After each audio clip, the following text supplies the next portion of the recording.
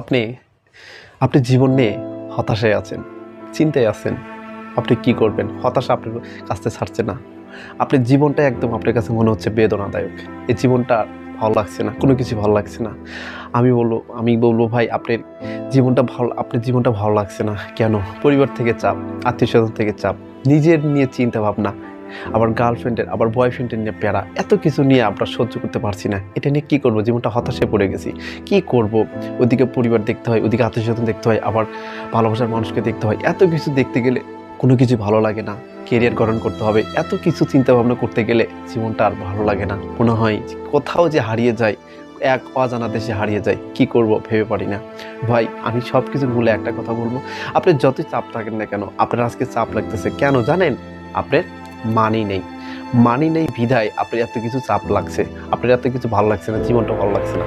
আপনি ভাই যত কিছুই করেন না কেন